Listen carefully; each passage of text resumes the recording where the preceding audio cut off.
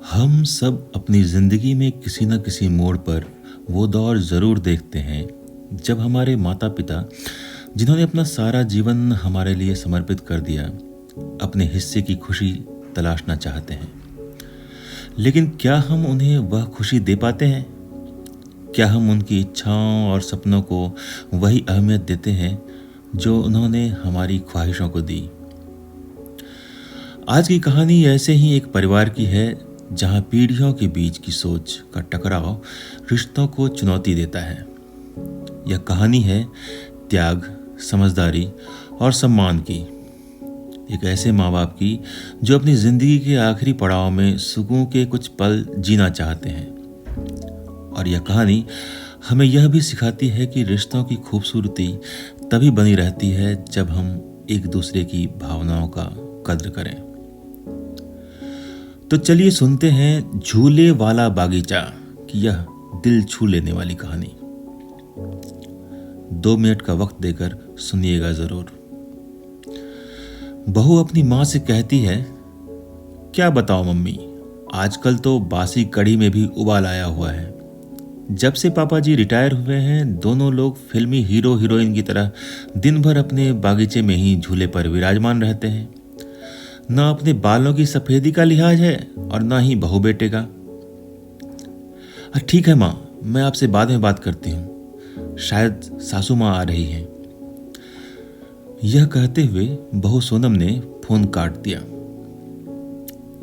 सासू माँ प्रभा ने बहू की बातें कमरे के बाहर सुन ली थी, पर नजरअंदाज करते हुए खामोशी से चाय बहू को दे दी। प्रभा बहू सोनम को चाय देने के बाद पति अशोक जी के लिए चाय ले जाने लगी। ये देखकर बहू सोनम के चेहरे पर एक व्यंग्यात्मक मुस्कान फैल गई, पर प्रभा ने समझदारी दिखाते हुए बहू की इस हरकत को नजरअंदाज किया और सर झुकाए हुए वहां से चली गई। पति के रिटायर होने के बाद कुछ दिनों से उनकी यही दिनचर्या हो गई थी। आजकल सासू माँ प्रभा जी अपने पति अशोक जी की इच्छाओं का सम्मान करते हुए बड़े ही सलीके से तैयार होकर घर के सबसे खूबसूरत हिस्से पर उस मनमोहन बगीचे में अपने पति के साथ झूले पर बैठती थी। यह उनका खास समय होता था जहां वे जिंदगी की भागदौड़ से परे अपने सुखद पलों को एक दूसरे के साथ बांटती थी। यह झूला मकान की एक खाली जगह में लगा हुआ था, जिसकी चारों तरफ एक खूबसूरत सा बागीचा था। पांडेय विला, 2 मंजिला कोठीनुमा घर अशोक और प्रभा का जीवन भर का सपना था, जो उन्होंने बड़ी मेहनत से साकार किया था।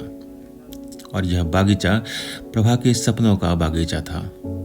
यहाँ तरह तरह की बेलें, कई प्रकार के पौधे, हरसिंगार का घनेरा पेड़ और एक छोटा सा टैंक था जिसमें कमल के फूल खिले हुए थे।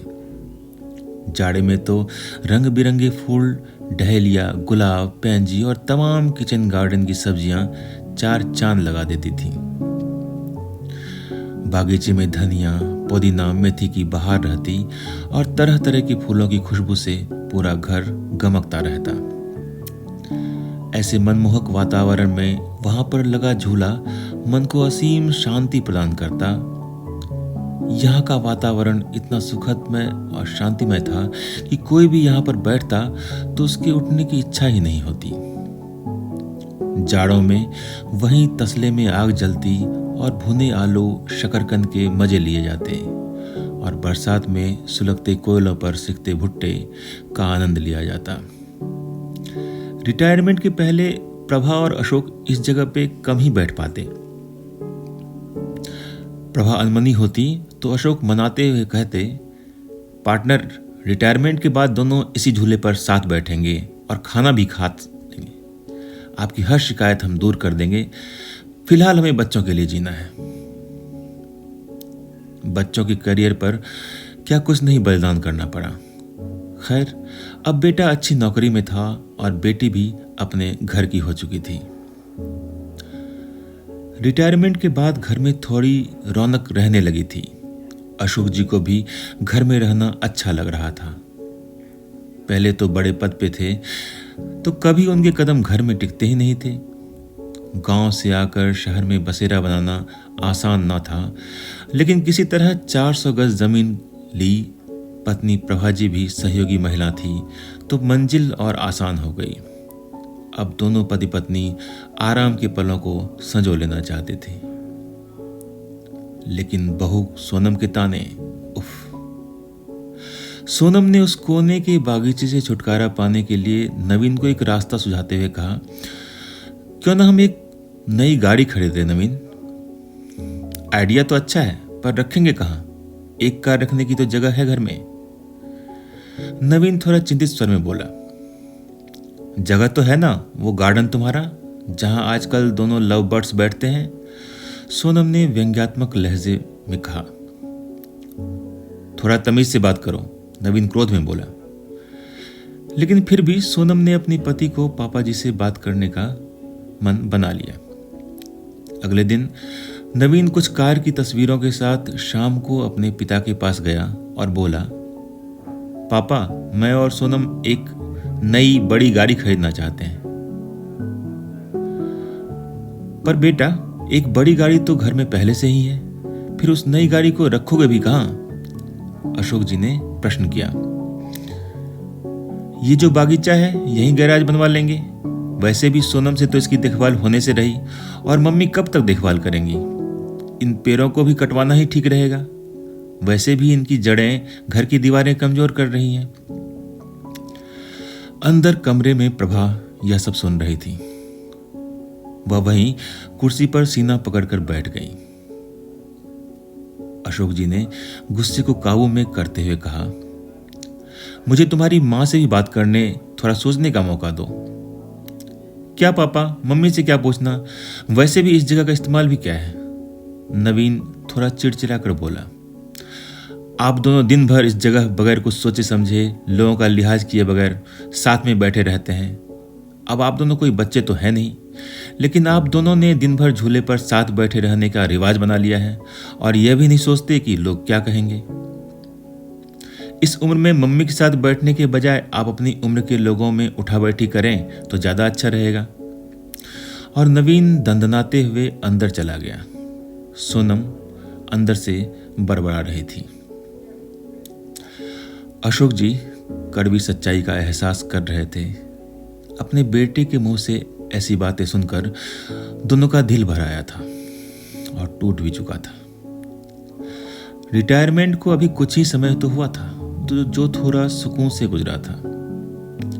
पहले की जिंदगी तो भागम भाग में ही निकल आई, बच्चों के लिए सुख साधन जुटाने में, उन्हें काबिल बनाने में। नवीन और सोनम ने उस शाम का खाना बाहर से ही ऑर्डर कर दिया, पर प्रभा से खाना न खाया गया और न ही उन्हें नींद आई। नींद तो अशोक को भी नहीं आ रही थी, और वो प्रभा की मनोस्थिति भी समझ रहे थे। अशोक जी आज पूरी रात उहापोह में लगे रहे, कुछ सोचते रहे, कुछ समझते रहे और कुछ योजना बनाते रहे। लेकिन सुबह जब वे उठे तब बड़े शांत और प्रसन्न थे। वे रसोई में गए और उन्होंने खुद चाय बनाई। कमरे में आकर पहला कप प्रभा को उठाकर पकड़ाया और दूसरा खुद पीने गए। आपने क्या सोचा? प्रभा ने रुआसे लहजे में पूछा। मैं सब ठीक कर दूंगा, बस तुम धीरज रखो, अशोक बोले। पर हद से ज्यादा निराश प्रभा उस दिन पौधों में पानी देने भी ना निकली और न ही किसी से कोई बात की।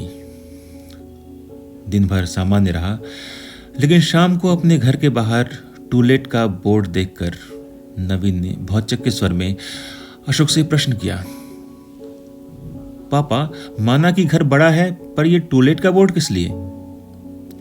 अगले महीने मेरे स्टाफ मिस्टर गुप्ता रिटायर हो रहे हैं, तो वह इसी घर में रहेंगे, अशोक ने शांतिपूर्ण तरीके से उत्तर दिया। हैरान नवीन बोला, पर कहां? अशोक जी ने सामान्य स्वर में उत्तर दिया, तुम्हारे पोर्शन में। नवीन का स्वर अब हकलाने लगा था। और हम लोग? तुम्हें इस लायक बना दिया 2-3 महीने में कोई फ्लैट देख लेना या कंपनी के फ्लैट में रह लेना अपनी उम्र के लोगों के साथ। अशोक ने एक एक शब्द पर जोर देते हुए कहा। और हम दोनों भी अपनी ही उम्र के लोगों के साथ उठ बैठेंगे। तुम्हारी माँ की सारी उम्र सबका लिहाज करने में निकल गई, कभी बुजुर्ग तो कभी बच्चे। अब लिहाज की सीख तुम सबसे लेना बाकी रह गया था। पापा, वो मेरा मतलब नहीं था, नवीन सिर झुकाकर बोला। नहीं बेटा, तुम्हारी पीढ़ी ने हमें भी प्रैक्टिकल बनने का सबक दे दिया। जब हम तुम दोनों को साथ देखकर खुश हो सकते हैं तो तुम दोनों को हम लोगों से क्या दिक्कत है। इस मकान को घर तुम्हारी माँ ने बनाया, ये पेड़ और इनके फूल तुम्हारे लिए मांगी गई न जाने कितनी मनौतियों की गवाह है। तो यह अनोखा कोना छीनने का अधिकार मैं किसी को भी न दूंगा। पापा, आप तो सीरियस हो गए। नवीन के स्वर अब नम्र पड़ चले थे। ना बेटा, तुम्हारी माँ ने ना जाने कितने कष्ट सहकर, कितने त्याग करके मेरा साथ दिया। आज इसी के सहयोग से मेरा सिर पर कोई कर्ज नहीं। इसलिए ये कोना सिर्फ तुम्हारी माँ का नहीं है, पूरा घर ही तुम्हारी माँ का है। अशोक जी के शब्द और उनकी आवाज कुछ ऐसी थी कि नवीन समझ चुका था कि अब कुछ नहीं हो सकता। और इस तरह अशोक जी ने अपने बेटे नवीन और बहू सोनम को न सिर्फ एक सिखावन दी, बल्कि यह भी समझाया कि उम्र चाहे कोई भी हो, खुशियां और सपनों को जीने का हक सबको होता है। यह कहानी हमें यह याद दिलाती है कि हमारे माता पिता ने जीवन का बड़ा हिस्सा हमारे लिए त्याग दिया। जब उन्होंने हमारे सपनों को साकार करने में कोई कमी नहीं रखी, तो हमें भी उनके सपनों को समझने और उन्हें पूरा करने का हक देना चाहिए। रिश्तों की खूबसूरती इसी में है कि हम एक दूसरे की भावनाओं और इच्छाओं की कद्र करें, क्योंकि जो घर बुजुर्गों के प्यार और आशीर्वाद से भरा हो, वहां खुशियां हमेशा बनी रहती हैं। तो दोस्तों, यही थी झूले वाला बागीचा की कहानी। मैं आपका दोस्त परिणय प्रसून आपसे यही कहना चाहता हूं कि अपनों का सम्मान करें और उन्हें उनकी जिंदगी खुलकर जीने दें। अगली बार फिर मिलेंगे एक नई कहानी के साथ। धन्यवाद।